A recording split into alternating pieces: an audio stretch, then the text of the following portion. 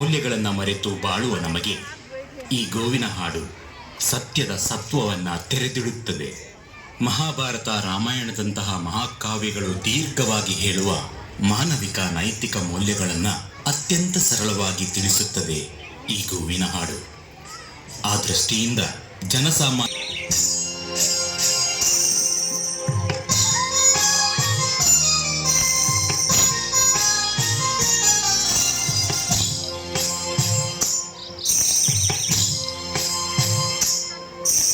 ಧರಣಿ ಮಂಡಲ ಮಧ್ಯದೊಳಗೆ ಮೆರೆಯುತ್ತಿಹ ಕರ್ನಾಟ ದೇಶದೊಳಿರುವ ಕಾಡಿಗಳೆಂಬಗೊಲ್ಲದ ಪರಿಯ ನಾನೆಂದು ಕೇಳ್ವೆನು, ಪರಿಯ ನಾನೆಂದು ಕೇಳ್ವೆನು.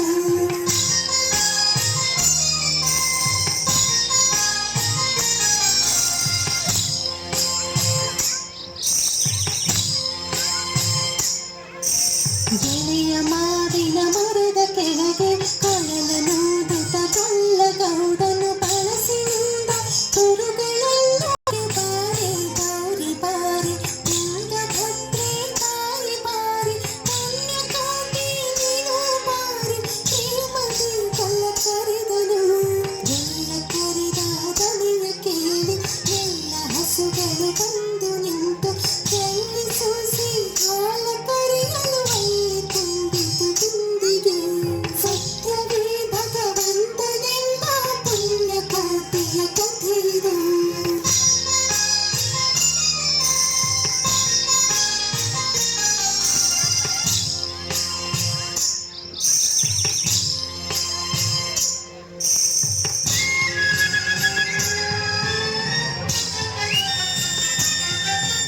ಹಬ್ಬಿದ ಮಲೆ ಮಧ್ಯದೊಳಗೆ ಅರ್ಬುತಾನೆಂದೆಂಬ ವ್ಯಾಘ್ರನು ಅಬ್ಬರಿಸಿ ಹಸಿ ಹಸಿದು ಬೆಟ್ಟದ ಕಿಪ್ಪಿಯೊಳು ತಾನಿದ್ದನು.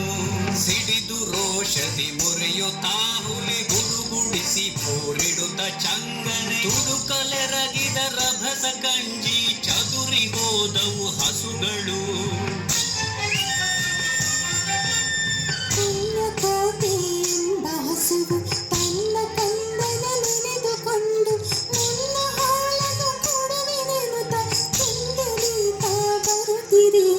ಹಿಂದೆ ನಗೆ ಆಹಾರ ಸಿಕ್ಕಿತು ಎಂದು ಬೇಗನೆ ದುಷ್ಟ ವ್ಯಾಘ್ರನ್ ಒಂದು ಬಳಸಿ ಅಡ್ಡಗಟ್ಟಿ ನಿಂದನ ಹುಲಿರಾಯನು.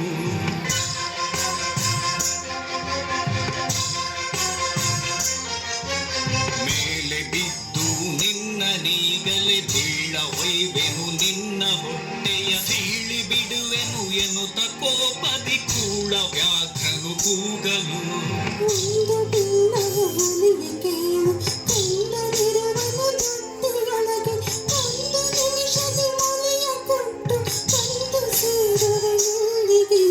ಹಸಿದ ವೇಳೆಗೆ ಸಿಕ್ಕಿದೊಡವೆಯ ವಶವ ಮಾಡದೆ ಬಿಡಲು ನೀನು ನುಸುಳಿ ಹೋಗುವೆ ಮತ್ತೆ ಬರುವೆಯ ಹುಸಿಯ ನಾಡುವೆ ಎಂದಿತು. ಸತ್ಯವೇ ನಮ್ಮ ತಾಯಿ ತಂದೆ, ಸತ್ಯವೇ ನಮ್ಮ ಬಂಧು ಬಳಗ, ಸತ್ಯವಾಕ್ಯಕ್ಕೆ ತಪ್ಪಿ ನಡೆದರೆ ನಿಚ್ಚಲ ಪರಮಾತ್ಮನು.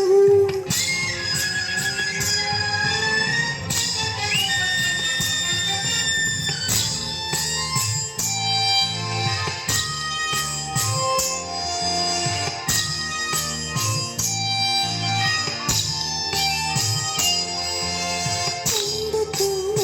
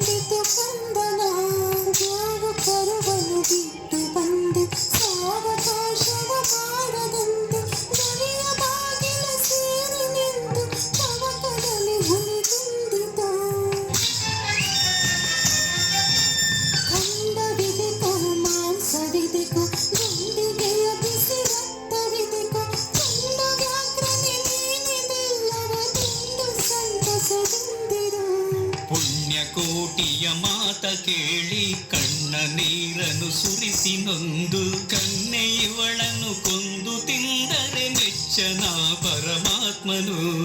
ಎನ್ನ ಒಡ ಹುಟ್ಟಕ್ಕ ನೀನು ನಿನ್ನ ಕೊಂದು ಏನ ಪಡೆವೆನು ಎನ್ನುತ್ತಾ ಹುಲಿ ಹಾವಿನೆಗೆದು ತನ್ನ ಪ್ರಾಣವ ಬಿಟ್ಟಿತು.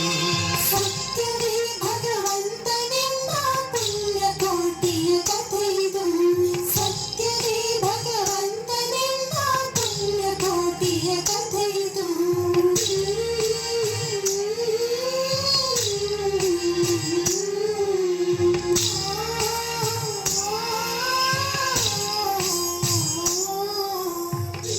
ಭಾರತೀಯ ಧರ್ಮಗಳಲ್ಲಿ ಸತ್ಯ ಒಂದು ಮುಖ್ಯ ಪರಿಕಲ್ಪನೆಯಾದರೆ ಪ್ರಾಮಾಣಿಕತೆ ಮನುಷ್ಯನ ನಡತೆಯ ಅಂಶವನ್ನು ಸೂಚಿಸುತ್ತದೆ.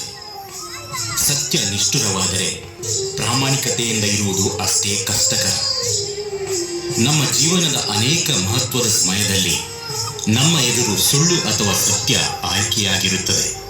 ಸುಳ್ಳು ಅತ್ಯಂತ ರಮಣೀಯವಾಗಿದ್ದರೆ ಸತ್ಯ ಕಟುವಾಗಿರುತ್ತದೆ. ಆದರೆ ಸತ್ಯವೇ ಅತ್ಯಂತ ಶಕ್ತಿಶಾಲಿ. ಪ್ರಾಮಾಣಿಕತೆಯೇ ಅತ್ಯಂತ ಪವಿತ್ರವಾದುದು. ಸತ್ಯ ಪ್ರಾಮಾಣಿಕತೆಯ ಅನುಷ್ಠಾನ ಪ್ರಾರಂಭದಲ್ಲಿ ಕಠಿಣವಾದರೂ ಒಮ್ಮೆ ನಮ್ಮ ವ್ಯಕ್ತಿತ್ವದಲ್ಲಿ ರೂಪುಗೊಂಡರೆ ಮುಂದೆ ಅದು ಸುಲಭವಾಗಿ ಆಚರಣೆಗೆ ಬರುತ್ತದೆ. ಸತ್ಯ ಹಾಗೂ ಪ್ರಾಮಾಣಿಕತೆಯ ಧೈರ್ಯದಿಂದ ಭಯದ ಮೇಲೂ ಜಯ ಸಾಧಿಸಬಹುದು. ಭಯದ ಮೇಲೂ ಜಯ ಸಾಧಿಸಬಹುದು. ನೆನಪಿಡಿ ಬಂಧುಗಳೇ, ಇದುವೇ ಈ ಪುಣ್ಯಕೋಟಿ ಕಥನ ಕವನದ ಸಂದೇಶ.